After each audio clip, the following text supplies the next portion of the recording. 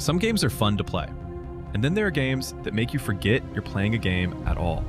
The kind where the camera pulls back, the music kicks in, the characters start talking, and suddenly, you're watching a movie. Except you're the one holding the controller. These are 15 games that feel like absolute cinema.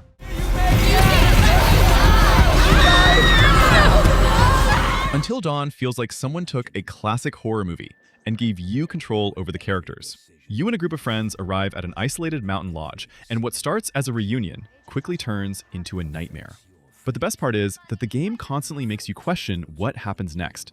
Every decision matters. Who you save, who you trust, where you go, even the smallest choices can completely change who makes it to sunrise. And because the characters are so heavily focused on facial expressions, dialogue, and performances, the game often feels less like a traditional horror game and more like you're controlling a full-blown horror movie. The camera work, lighting, sound design, and constant tension do the rest. And the further you get into the night, the more you realize that surviving until dawn isn't guaranteed.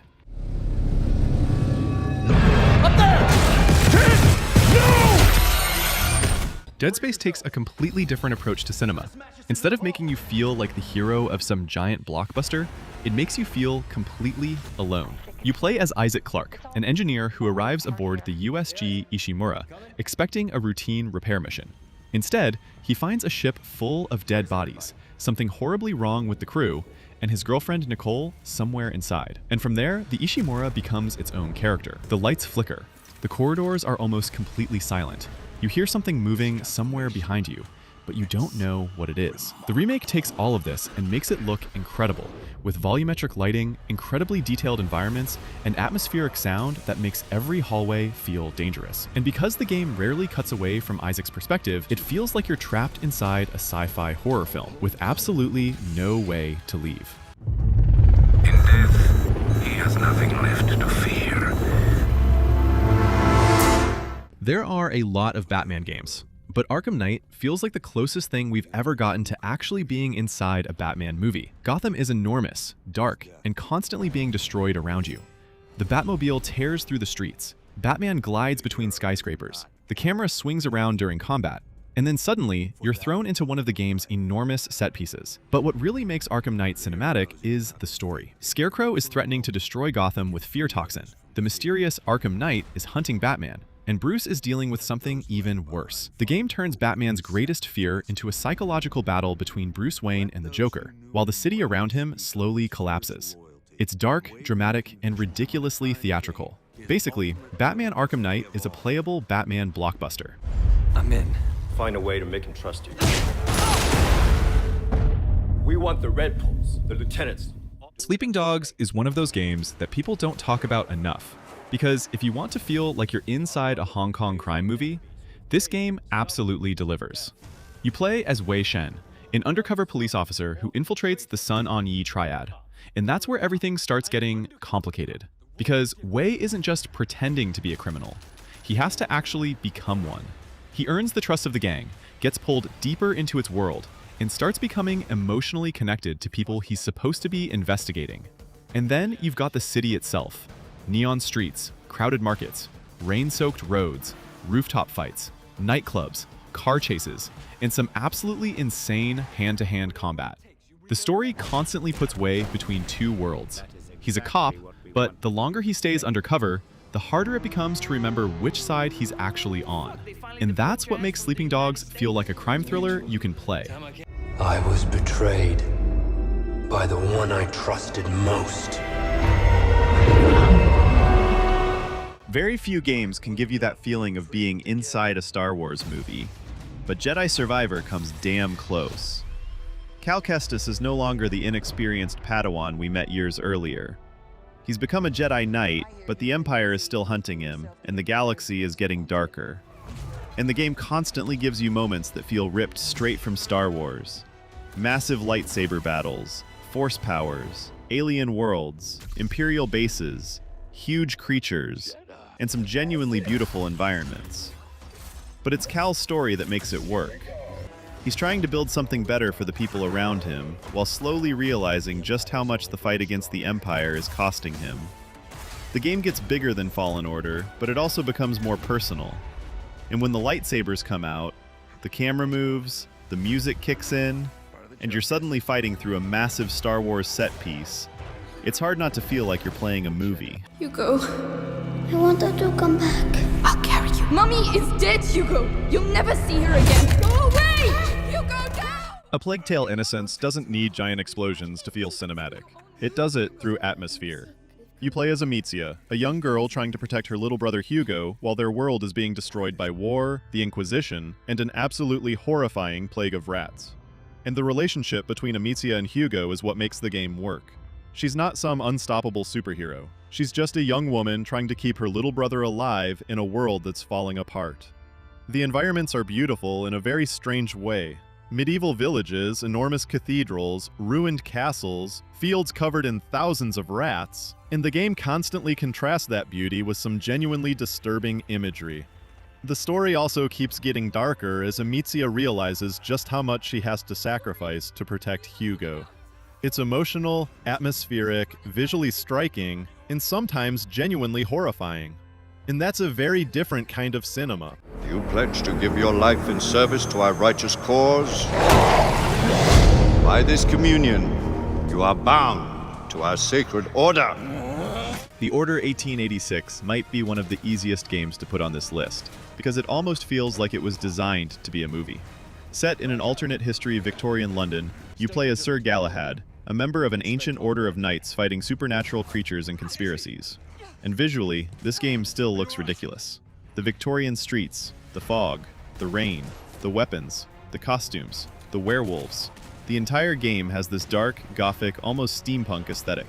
And the presentation is incredibly film-like.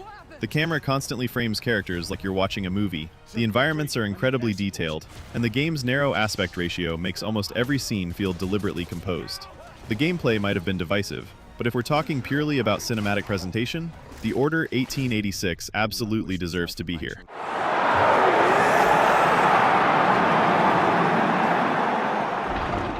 Ryse, Son of Rome is basically Roman cinema turned into a video game. You play as Marius Titus, a Roman soldier whose family is killed during a barbarian invasion. From there, his story becomes a journey of revenge through some of the most ridiculous Roman battles ever put into a game. You're fighting through massive armies, storming fortifications, leading Roman legions, and watching these enormous battles unfold around you. But the game also constantly cuts into cinematic sequences, making Marius's journey feel like one giant historical epic. And for a game released back in 2013, Ryse still looks surprisingly good. The armor, environments, facial animations, battlefields, everything is designed to make you feel like you're watching a Hollywood version of ancient Rome. It's not the deepest game on this list. It doesn't need to be. Sometimes you just want to be a Roman soldier cutting through an entire army while Hans Zimmer level music plays in your head. And Ryse delivers exactly that. Your codename for this mission will be Naked Snake. I'll be referring to you as Snake from now on. The clock is ticking. Metal Gear Solid has always been one of gaming's most cinematic franchises, and Snake Eater might be the perfect example. You play as Naked Snake, a young Fox operative sent deep into Soviet territory during the Cold War. His mission sounds simple: rescue a scientist and stop a nuclear threat. Except his mentor, the boss, betrays him. And suddenly, Snake isn't just fighting the enemy, he's fighting the person who taught him everything he knows. The story turns into this bizarre mix of espionage, war, politics, betrayal, loyalty, and some of the most memorable characters in gaming. And Delta makes all of this look better than ever. The jungle is dense and alive. The rain hits Snake's face. The camera moves around the characters during conversations. And then you get these completely insane boss encounters that feel more like scenes from a spy movie than traditional gameplay. But the best part is Snake himself. You're watching the man who will eventually become Big Boss being shaped by everything that happens to him. It's not just a mission, it's the beginning of a legend. The only thing that should matter to any of us. You know what that is, Tommy? They're loyal. That's right. Mafia Definitive Edition is basically the embodiment of a classic Italian-American mob movie. You start as Tommy Angelo, a taxi driver in 1930s Lost Heaven who has absolutely no business becoming a gangster, until one night, everything changes. Tommy gets dragged into the world of Don Salieri, and suddenly he's running jobs, making enemies, earning money, and climbing through the Mafia.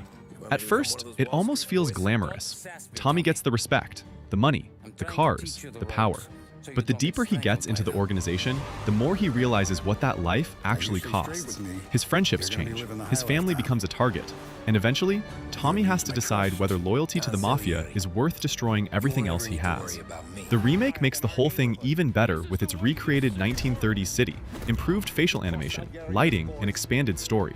And by the end, it doesn't feel like you just played through a crime game. It feels like you watched Tommy Angelo's entire life unfold.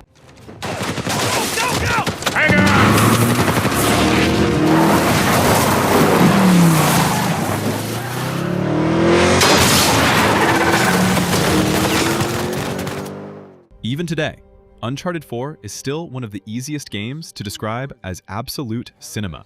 You have Nathan Drake swinging through cliffs, driving through collapsing roads, running through markets, escaping explosions, fighting enemies on moving vehicles, and somehow, the game constantly finds a way to make the next set piece even crazier than the last. But the story is just as important. Nathan has supposedly left his treasure hunting life behind. He's married Elena. He's trying to live a normal life. Until his brother Sam suddenly returns and drags Nathan back into the world he thought he'd escaped. And that's what gives the action meaning. This isn't just Nathan chasing another treasure. It's about whether he can finally let go of the life that almost destroyed him and choose the people he loves instead. And somehow, despite being nearly a decade old, Uncharted 4 still looks and feels better than a ridiculous number of modern games. The performances, facial animation, environments, camera work, and set pieces are still incredible. There must be thousands of them. We will face death and defend our home.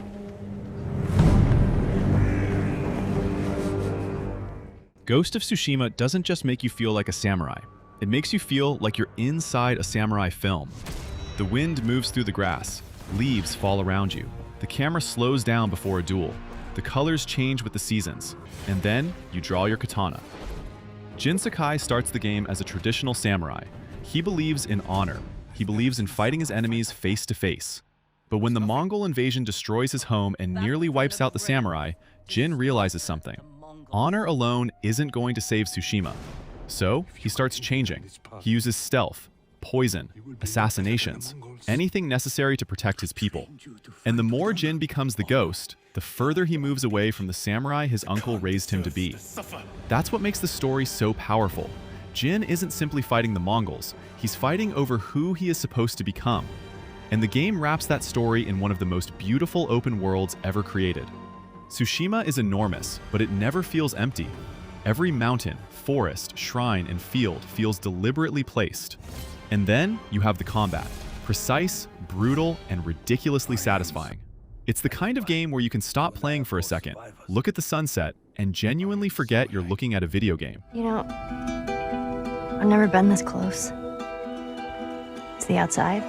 So is that everything you hoped for? The Last of Us is one of those stories that proves you don't need some massive fantasy world to create something unforgettable. You just need two characters and a reason to care about them. Joel has already lost almost everything. Most importantly, he lost his daughter, Sarah.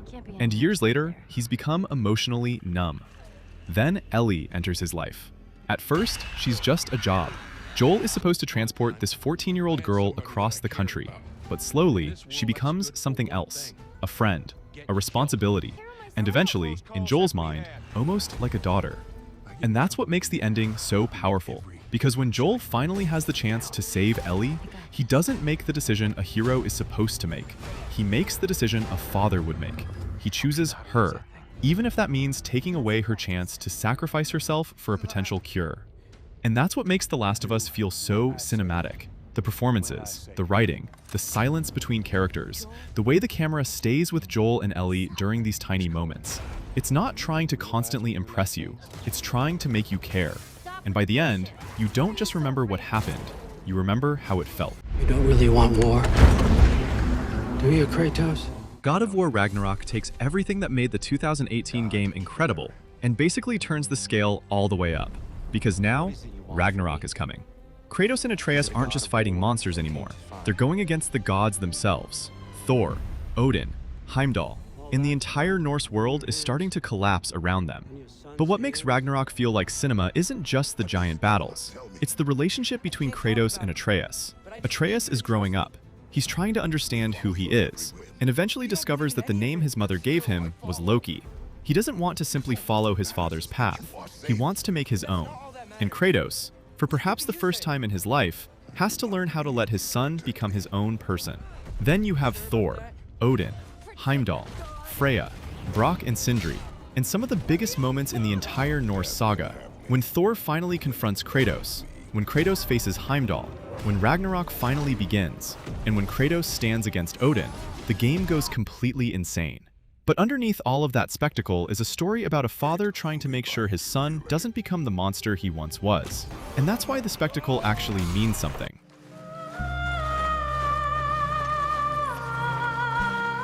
Get down here now, you inbred trash! And then there's Red Dead Redemption 2, a game that doesn't just feel like cinema, it feels like you've been dropped into another time.